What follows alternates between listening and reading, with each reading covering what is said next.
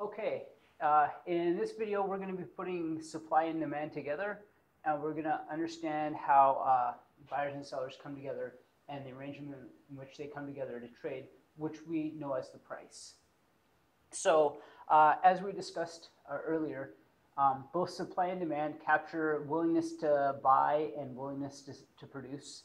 So they're capturing fundamentals about the behavior of buyers and sellers. So now we're going to put them in the same room and let them negotiate, and we're going to find out at what price and how many they come to sell from that negotiation.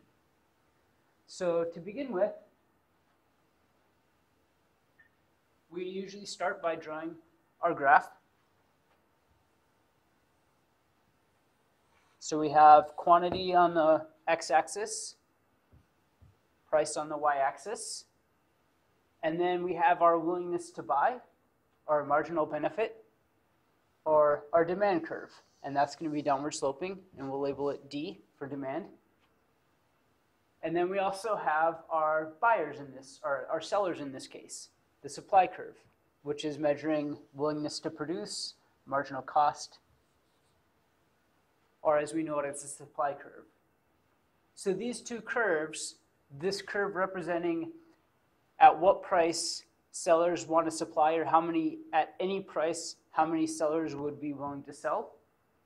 And the demand curve is measuring at any given price at how many at that price they would be willing to buy. So what is quantity demanded at any given price? So in this case, we're going to let them start out. So for example, let's say that I make Forever Lazies. So I make Forever Lazies, and I think it's a great idea. So I'll say that I'm the supplier in this case. So I'm making Forever Lazies, and I thought, okay, I'm going to take them to farmer's market, and I'm going to see how much I can sell. So the first week I go to farmer's market, and I start, let's say I sell them at $100. They're a really hot ticket item. So I set price at $100. And originally, okay, well, I go down there, and maybe I sell one, but at $100, they're really profitable for me to make. So if they're profitable for me to make, I want to supply a lot. So the price is really high, and I'm willing to supply a lot. However, when that price is too high, demand, or quantity demanded, is very low. People don't want to spend $100 on Forever Lazies. So in this case, let's just say that I set supply, our price at $100 in that first week. So I'm going to draw a different color line here.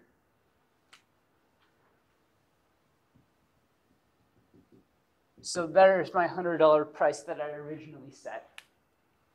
And let's say at that price, at $100, I spent a week and I would make 100. So quantity supplied for me was 100 at price $100.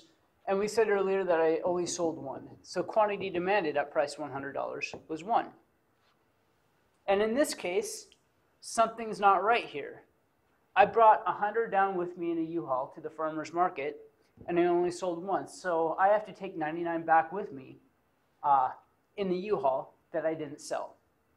So in this case, when supply exceeds demand, or quantity supplied is larger than quantity demanded, that's what we call a surplus.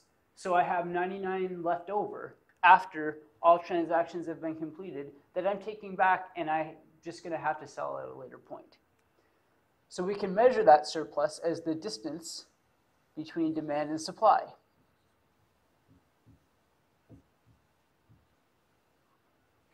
So we have a surplus. Now, as the seller of Forever Lazies, naturally I look at that and go, okay, well, if I only sold one at $100, well, maybe the next week, instead of selling them at $100, I'll sell them for $80. So I cut the price by $20. So the second week, I cut the price to $80. So we're at price $80 now. And at price $80, Forever Lazies are still profitable for me to make, but not as profitable as they would be if I could sell them for $100. So my quantity supplied decreased when the price goes down, the law of supply. So in this case, let's say that I only want to make 70 when price is 80. So my quantity supplied is 70 at price 80. And also now, instead of selling one, because the price is lower, quantity demanded increased. That's the law of demand. So now at price $80, let's say that I sold 10. Okay. Well, that's good because I brought 70 with me in my U-Haul to the farmer's market. And at price $80, I was able to sell 10 of them. But that still means after everything is said and done, I'm still taking 60 back with me. Okay, so we still have a surplus. So notice how the surplus, though, this case, for the second week, is smaller. So here's the surplus for the second week. Okay, and that's smaller in distance than the first week. So we're going in the right direction. And now, again, being a business owner, I would say, okay, well, you know, that wasn't really a success. Let's see, the next week, I'm going to cut the price to $50. So it's a real bargain. I'm, you know, cutting the price by half of what it originally was. So that third week, price is $50. And at price $50, quantity supplied, or how many I'm going to bring with me, let's say that I'm going to bring 40 with me. So I take 40 with me in my U-Haul down to the farmer's market, and I advertise them for price $50. And let's say at price $50, I have exactly 40 people want to buy a Forever Lazy. So in this case, I produced 40, and I sold all 40 at price $50.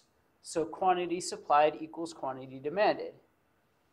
If that's the case, there's really no incentive for me the next week to change the price. So I go home happy because I sold all 40, and nobody wanted another Forever Lazy, and I didn't have any left over to take with me. So in this case, I'm perfectly happy, and everybody who wanted a Forever Lazy got one at price $50. So this is what we call equilibrium. When supply equals demand, or quantity supplies equals quantity demanded, that's our equilibrium. Okay, so we're going to negotiate price. Notice how I, as a seller, was really negotiating price with the buyers, even though it wasn't a face-to-face conversation. Based on their buying behavior, as a seller, I was able to take that into account and adjust price accordingly until both of us are happy at price $50 and all buyers are happy at price 40. So that's what we call equilibrium. And naturally, if price is set too high, there's going to be a surplus. And if we have a surplus, usually think of like a spring cleaning sale for an apparel factory, right? They get rid of all their winter clothes because they don't have any left over. So what do? They cut the price to try to induce more people to buy it, right? They're trying to get to this equilibrium. Okay, so naturally, if price is originally too high, we don't have to set price originally at equilibrium price. If price is too high, it'll decrease until we get there. Okay, now let's reverse this around a little bit. Where's the eraser?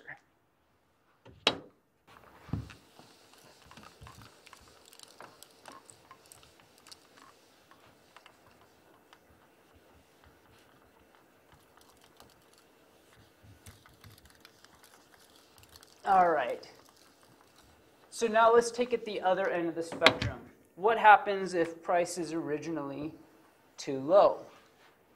So we have quantity and price, demand and supply. Okay.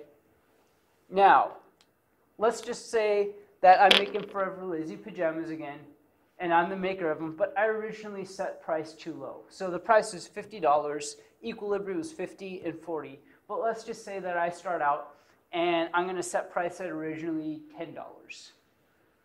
So price is $10. Well, at price $10, Forever Lazy's really aren't that profitable for me. So, okay, well, I'm not going to induce a lot of supply, or I don't want to really produce a lot because it's really not worth that time if I can only sell them for $10. So let's say that I make 5. So at price $10, I'm willing to make 5. However, at price $10, a lot of people want to buy Forever Lazy's. So quantity demanded at price $10 might be something like 100.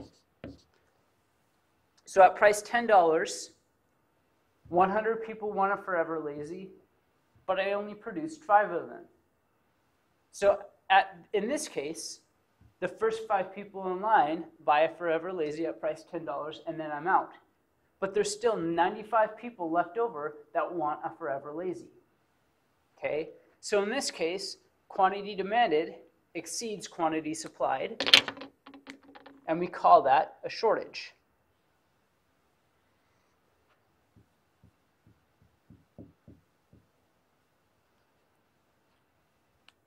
Okay?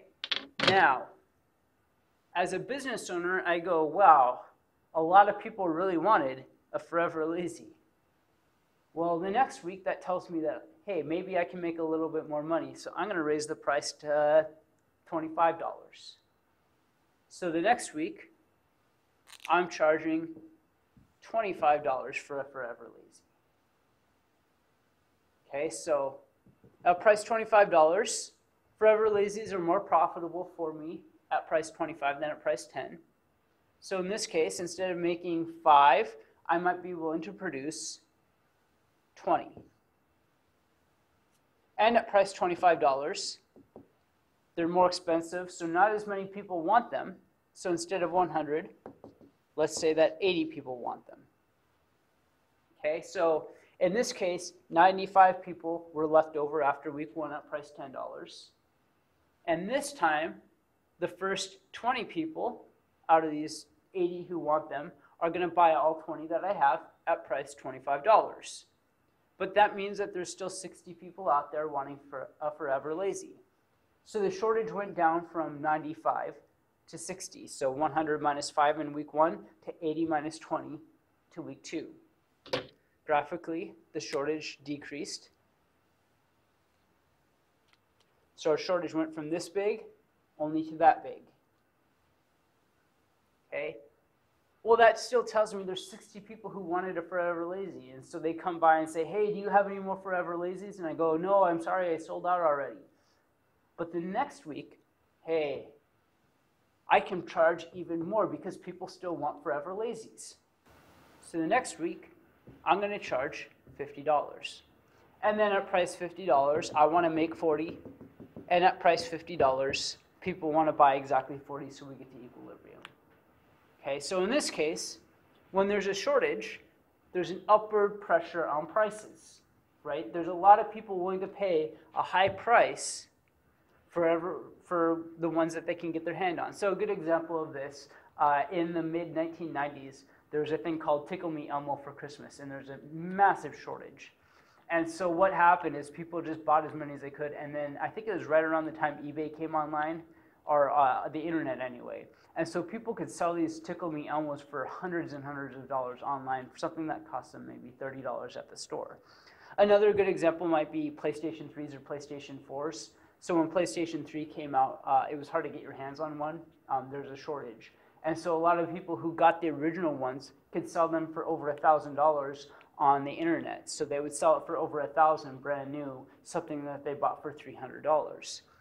So since supply was limited, there's a massive shortage at the price. There's an upward pressure on prices. So price of PlayStation went from $300 officially to, if you wanted to buy one today, it would cost you well over $1,000. Okay? So in this case, as we discussed, as we saw earlier, if we have a surplus and prices are usually too high or above equilibrium price, there's going to be downward pressure on the price to get to equilibrium.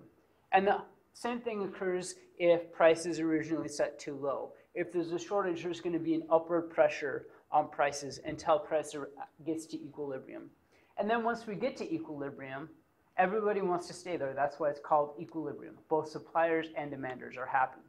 We also call that our market clearance condition, because at the market, we call it market clearance because that's exactly how, at price $50, I produce 40 and all 40 are sold. So there's no shortage nor surplus at equilibrium. So there's shortage equals 0 and surplus equals 0. Exactly how many are produced is exactly how many are sold at that price. So that's why we call it the market clearance condition as well. All right, last thing.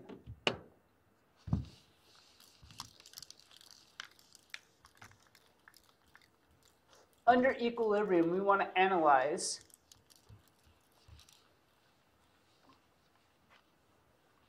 efficiency.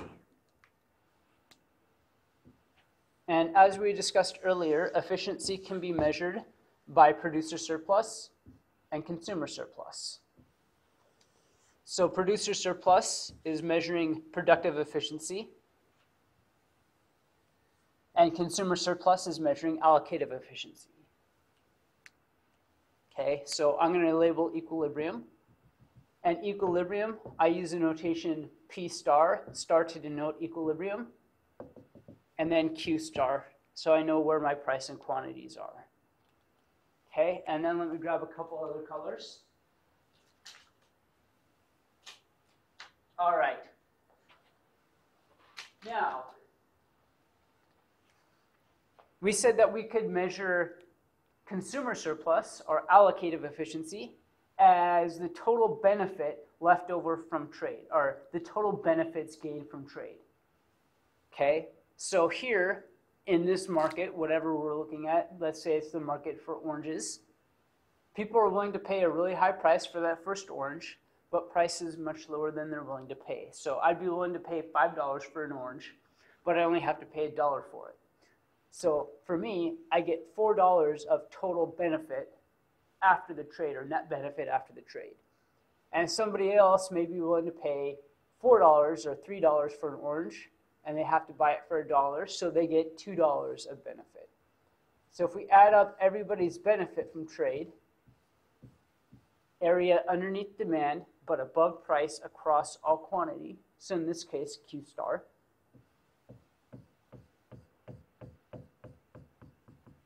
so consumer surplus is blue. Okay, and that's a measure of our productive efficiency.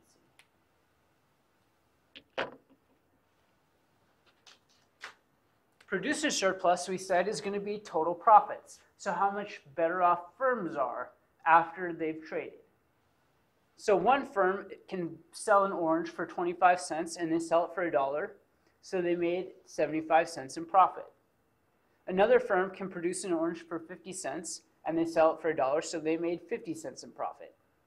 So if you add up all this profit across all that are going to be sold up to Q star, so this is going to be the area above supply but below price across all quantity. So that's going to be this green rectangle, is producer surplus.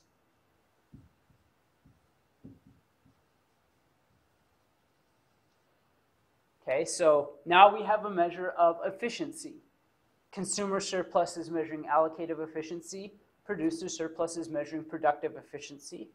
So if we add them together, it's my marker. So CS plus PS equals total surplus. And total surplus is a measure of how much better everyone who's traded is as a result of that trade. So if there was no trade, these people would lose all of this happiness, or net happiness that they had. And if there's no trade, all of these firms would lose all of this profit that they've gained. So in this market, because of trade, efficiency increased by the sum of consumer surplus and producer surplus. So this is giving us a measure of how much better people are as a result of trade, or it's a measure of our efficiency. And with that, I think that we have everything that we need to know about equilibrium, P star, Q star.